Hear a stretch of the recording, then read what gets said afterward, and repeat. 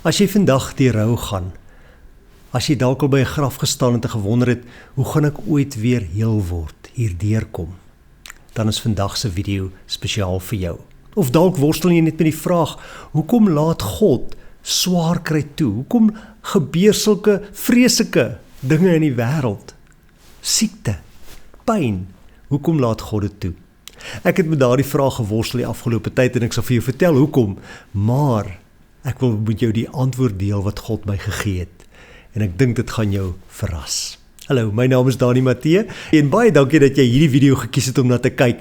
Onthou om te subscribe as jy nog nie het nie. Oorweeg dit om 'n member van die kanaal te word en baie dankie aan elkeen van julle wat my bediening ondersteun. Op een of ander manier vir my bid, dalk net die video aanstuur, dalk dit share met iemand anders of dit like of 'n opmerking los onder die video. Ek waardeer julle oneindig baie.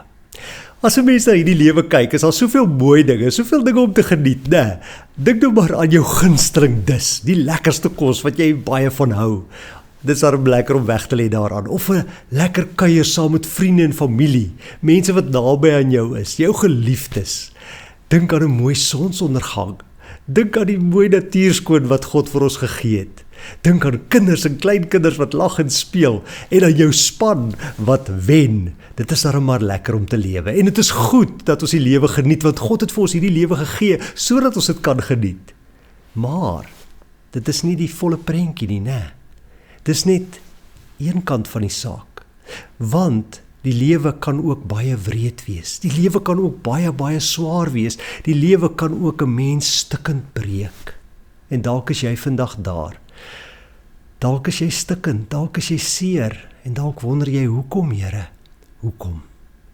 As ons na die pyn en die lyding van hierdie lewe kyk, dan herinner dit my aan Paulus se woorde in 1 Korinte 15 vers 19. Hy het gesê, as ons net vir hierdie lewe ons hoop op Christus vestig, is ons die bejammeringswaardigste, the most pitiful, sê die Engelse Bybel, van alle mense.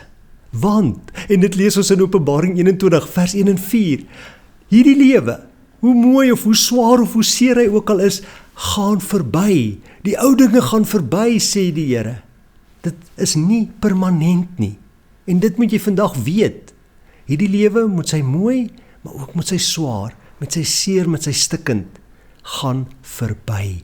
Gaan lees maar Openbaring 21 vers 1 en 4. En daarom sê Jesus vir ons in Matteus 6 vers 19, moenie vir julle skatte op aarde bymekaar maak waar mot en roes verniel en diewe inbreek en steel nie. Maak vir julle skatte in die hemel bymekaar waar mot en roes nie verniel en waar diewe nie inbreek en steel nie.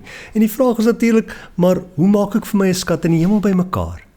Jesus gee gelukkig ook vir ons die antwoord. Hy sê, vir sover julle enige iets aan een van die geringstes doen, het julle dit ook aan my gedoen. So wanneer jy vir ander mense help, wanneer jy vir ander gee, wanneer jy daar is vir iemand anders, wanneer jy werk en bou aan 'n verhouding, dan is jy besig om vir jou skatte in die hemel bymekaar te maak. Want mense is ewigheidswesens en wanneer jy vir hulle help, hulle bystaan, dan is jy besig om vir jou 'n skat in die hemel bymekaar te maak. Maar natuurlik, as jou fokus is om geld te maak, om besittings bymekaar te maak, dan is jy besig om skatte in hierdie lewe bymekaar te maak. En dan moet jy onthou, hierdie lewe kom tot 'n einde. Dit is nie permanent nie. Dit gaan verby. Daar gaan 'n punt kom waar hierdie lewe vir jou tot 'n einde kom. Die afgelope week het ons as familie van my skoonma afskeid geneem, want hierdie lewe het vir haar tot 'n einde gekom. Op die ou end was dit 'n groot verlossing geweest, want sy het ALS gehad, dis 'n motorneuronsiekte. So haar brein funksioneer nog, sy makeer niks wat haar verstand betref nie, maar haar brein kan nie meer met die res van haar liggaam kommunikeer nie. So sy word 'n gevangene in haar eie liggaam. Sy kon later nie meer met ons kommunikeer nie. En sy is verlos toe hierdie lewe vir haar tot 'n einde gekom het. Sy is verlos van haar liggaam wat haar gevange gehou het. Sy is verlos van haar lyding, van haar onbeholpenheid, omdat sy niks meer vir haarself kon doen nie. Maar dit het my die vraag laat vra, hoekom, Here? Hoekom laat U toe dat my skoonma so swaar kry, dat sy deur hierdie pyn en hierdie lyding gaan? As U 'n liefdevolle God is, hoekom gebeur daar sulke slegte goed in hierdie lewe? Hoekom breek hierdie lewe 'n mens so stikkend? Hoekom is hy so swaar? En die Here het vir my 'n tweeledige antwoord gegee, en dit wil ek graag vandag met jou deel. In die eerste plek het die Here my herinner dat hierdie lewe onderworpe is aan die gebrokenheid van sonde. God het nie die wêreld gemaak, hierdie skepping gemaak, sodat ons kan swaar kry en sodat ons moet stikkend gebreek word daardeur nie. Maar die sonde het die dood in hierdie lewe ingebring. Die sonde het siekte in hierdie lewe ingebring. Die sonde het die stikkend en seer in hierdie lewe ingebring. Maar dis nie die een kant van die saak waarin God my herinner het. God het ook vir my gesê, Dani, ek laat toe dat mense ly, nie omdat dit my wil is nie, maar omdat ek julle wil herinner dat hierdie lewe tot 'n einde kom, sodat julle nie in hierdie lewe vir julle skatte op aarde moet bymekaar maak nie, sodat julle fokus op my moet wees, op die lewe wat ek gee, op die nuwe lewe, want, sê Openbaring 21 ook vir ons, kyk, ek maak alles nuut. So, wat 'n antwoord. As jy wonder, waarom laat God pyn toe? Waarom laat God siekte toe? Waarom laat God toe dat jy so stikkend en so seer is?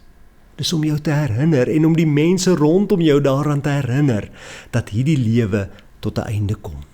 En dat ons nie vir ons skatte op aarde moet bymekaar maak nie. Ons fokus moet op God wees. Want Openbaring 21 vers 5 sê, ek maak alles nuut, sê God. Dit herinner my aan 'n mooi storie van 'n viool wat by 'n fundisie opgevuil is. Daar was die dag 'n klomp goed opgevuil en die afslaer het begin die een na die ander ding verkoop. En toe kom hy by hierdie ou viool, maar dit was regtig 'n ou viool. Die viool was vol stof, sy snare was gebreek. Die knoppies waarmee jy die snare moet stel was al half stikkend gewees en hy het regtig waar sleg gelyk. En hy het dit opgehou en gevra, wie gee my 'n bod vir hierdie viool? $1? En niemand het geantwoord nie. $1.50, maar daar was geen reaksie nie. En na het hy so 'n rukkie probeer het hy die viool eenkant teruggesit op die tafel en aangegaan met sy fundisie.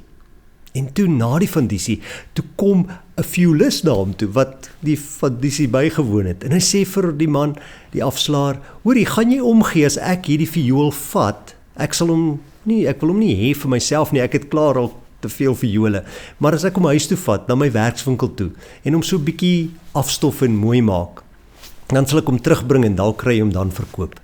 En toe sê die afslaer, wel, by all means, vat die viool, niemand wil hom in elk geval hê nie, hulle wil niks vir hom betaal nie. En die violis, en hy is eintlik ook 'n vioolmaker, het die viool na sy werkswinkel toe geneem, huis toe geneem, en hy het hom met sorg afgestof, en hy het sy snare heel gemaak, hy het vir hom nuwe snare aangesit, hy het die knoppies reggemaak, wat die snare moes draai, en toe ontdek hy, toe hy besig is om die viool skoon en nuut te maak, hierdie viool is 'n Stradivarius, 'n baie waardevolle viool. En toe gaan hy, toe hy klaar is met die viool, en hy vat hom terug na die fundisie, na die afslaer toe, en hy sê vir die afslaer, hier is die viool, wanneer jy hom opvuil, wil jy my nie 'n kans gee nie, dan speel ek net so ietsie vir die gehoor op die viool, sodat hulle kan hoor hoe hy klink, want dit is tog 'n instrument wat gehoor moet word. En die afslaer sê, ja nee, natuurlik kan jy dit doen. En so gesê, so gedaan. Toe hulle by die viool kom, toe speel die violis op die strykinstrument. En hy speel te pragtig, die mooiste klanke. En toe die afslaer vra, wie gee my 'n bod op hierdie viool?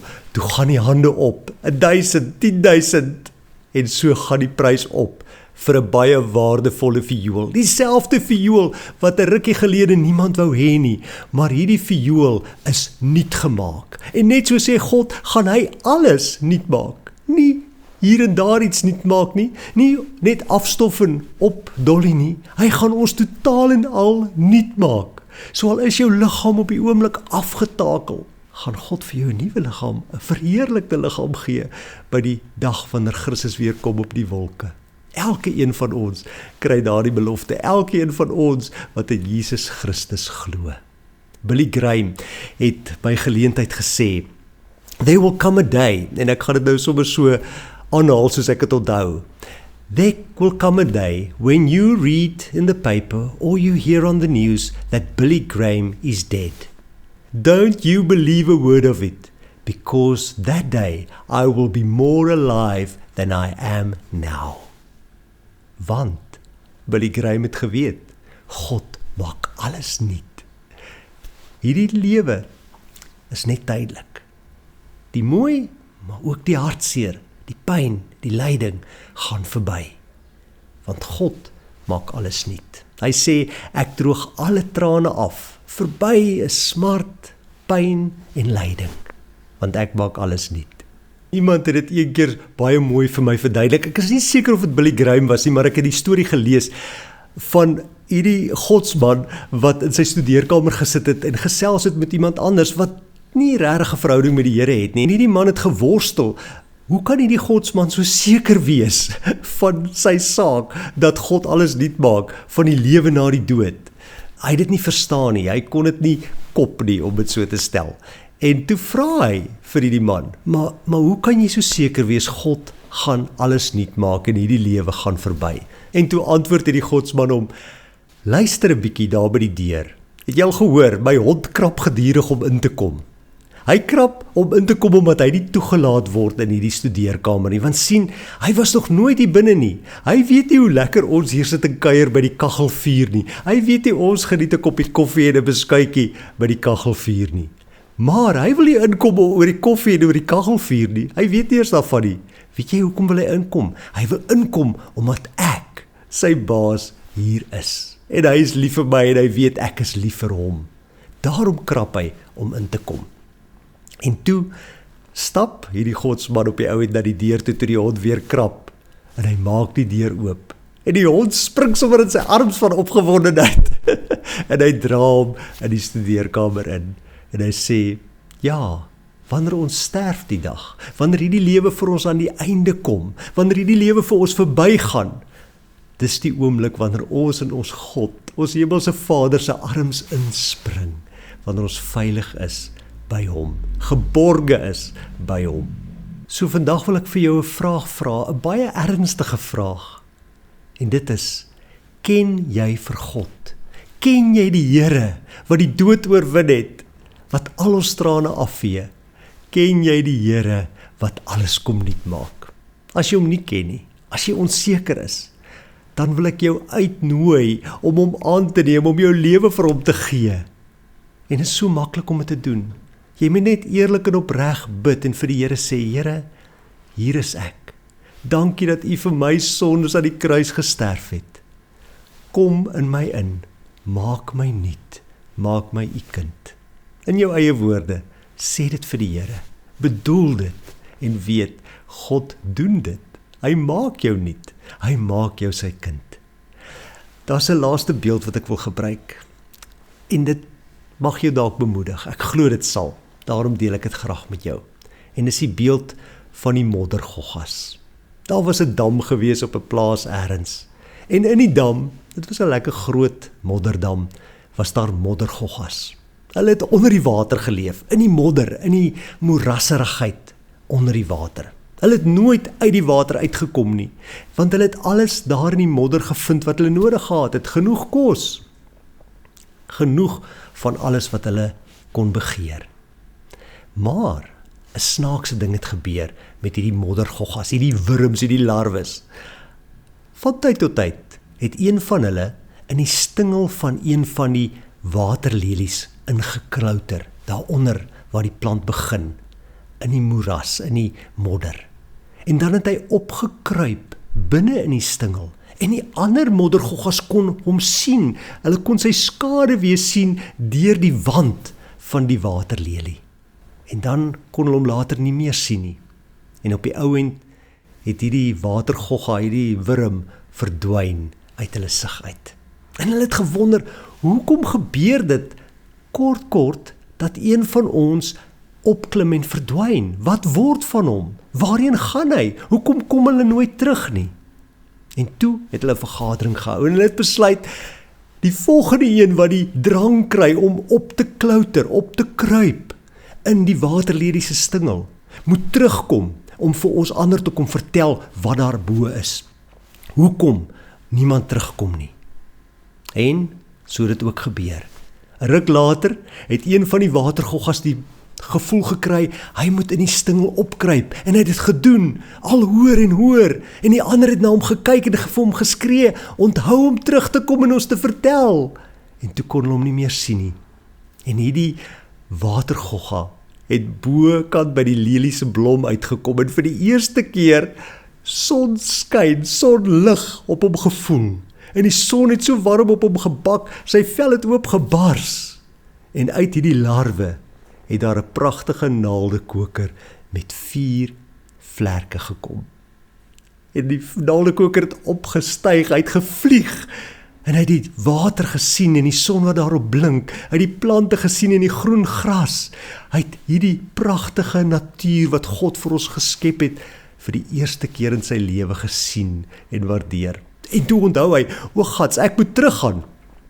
Maar hy besef ook, ek kan nie teruggaan nie, want ek is nie gemaak om in die modder rond te ploeter nie. Ek is gemaak om te vlieg, want ek is nou 'n naaldekoker.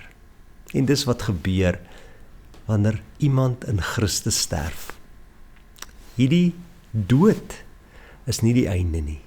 Hierdie dood is 'n deur na die ewigheid saam met God, die ewige lewe by God. Ek hoop hierdie beelde en ek hoop hierdie woord wat ek vir jou gebring het uit Openbaring 21 en ek wil jou daarmee sommer aanmoedig om Openbaring 21 vers 1 tot 7 te gaan lees. Ek hoop hierdie woord gaan God gebruik en het God gebruik om jou te bemoedig, jou te versterk en jou trane te help afvee. Onthou volgende week, dan gesels ons verder oor hierdie tema, oor rou en hoe God ons trane kan afvee. Tot dan, mooie week verder, totsiens.